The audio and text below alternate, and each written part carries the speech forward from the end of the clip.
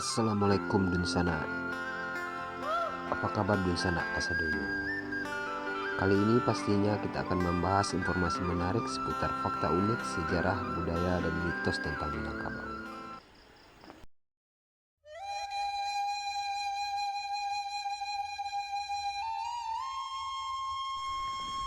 Mitos atau fakta budaya pulang kabako atau nikah jo anak mama di Minangkabau. Jawabannya simak penjelasan detailnya berikut ini yang akan kita bahas secara santai. Tapi sebelum lanjut, jangan lupa subscribe dulu channel ini untuk informasi dan video-video menarik lainnya.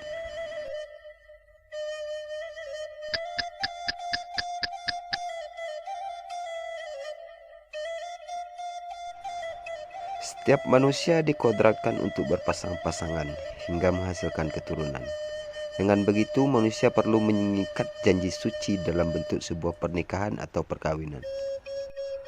Pernikahan atau perkawinan itu juga harus sesuai baik dengan ketentuan negara, agama, dan juga adat tertentu dalam suatu daerah.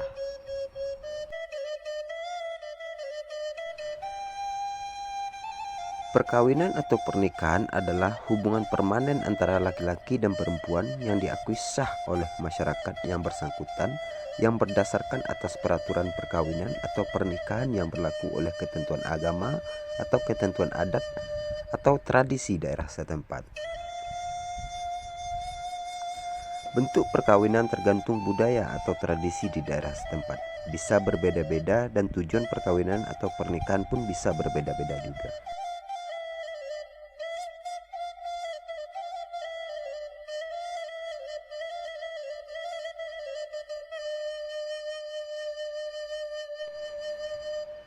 Pernikahan atau perkawinan di adat Minangkabau sebenarnya hampir sama saja dengan pernikahan atau perkawinan yang biasa lazim dilaksanakan. Namun di Minangkabau terdapat pernikahan yang termasuk ideal yang biasa disebut pulang kabako. Bako adalah keluarga dari ayah. Pulang kabako merupakan perkawinan antara kemenakan dan anak mama atau mengawini kemenakan ayah. Perkawinan pulang kabako ini ideal karena perkawinan pulang kabako ini merupakan perkawinan antara keluarga dekat. Beberapa tujuan dari perkawinan pulang kabako ini salah satu alasannya yaitu perkawinan kabako ini maka harta warisan tetap terjaga di dalam keluarga tersebut. Misalnya saudara ayah termasuk keluarga yang banyak harta warisan. Jadi mengawinkan dengan anak mama maka harta warisan akan tetap berputar di daerah atau kawasan keluarga terdekat saja.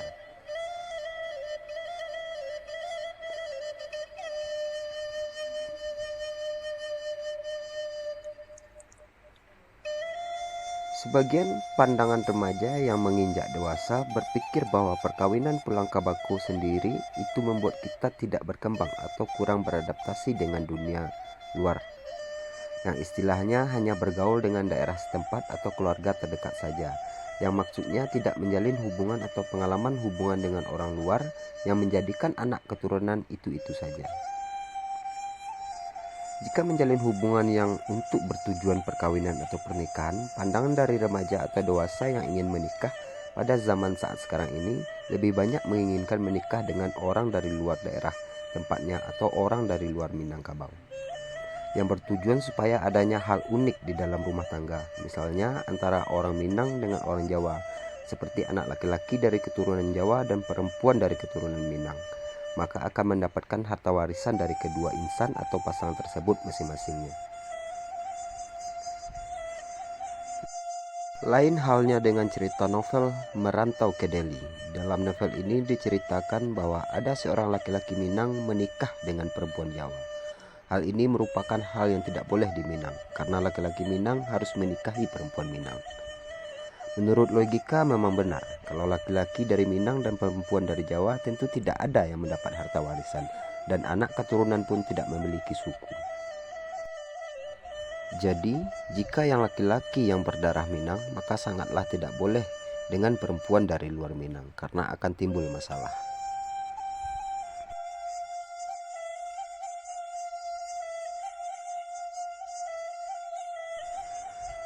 Selain perkawinan pulang kabako, ada juga perkawinan ideal yaitu ambiak ma ambiak. ambil mengambil.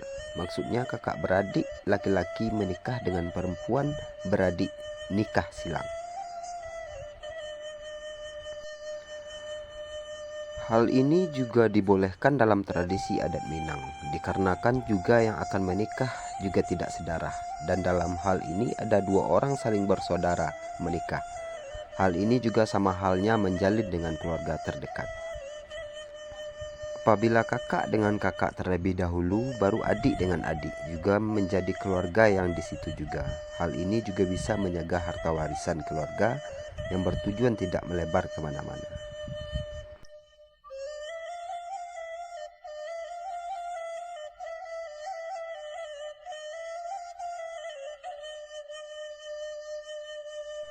Ada juga perkawinan orang sekorong, orang sekampung, senegari, seluhak, dan akhirnya juga sama orang Minangkabau.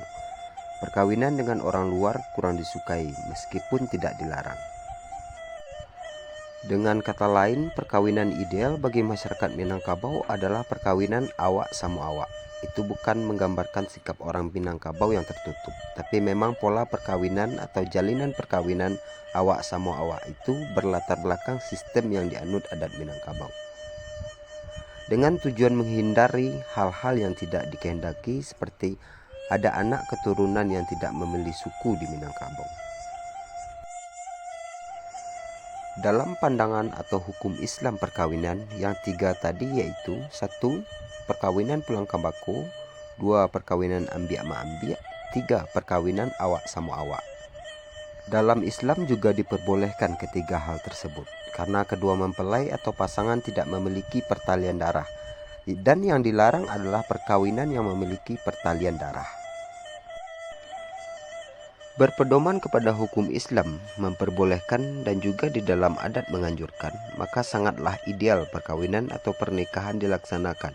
Seharusnya menjadi pilihan kita yang berdarah Minang. Begitu indah dan melekatnya budaya dan tradisi Minang, dikarenakan yang semua itu diatur dalam aturan adat Minangkabau.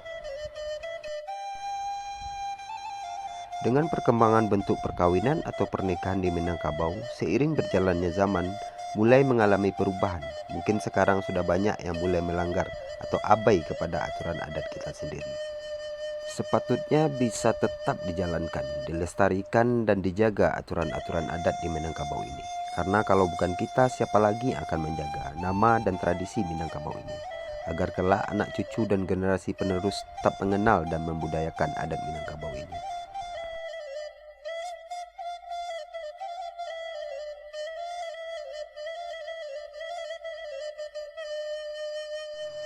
Jadi sekian aja pembahasan singkat kita kali ini tentang pulang kambako di Minangkabau. Semoga informasinya bermanfaat dan menambah wawasan kita tentang Minangkabau. Tetap dukung channel ini dan tinggalkan pendapat kalian di kolom komentar. Terima kasih di sana.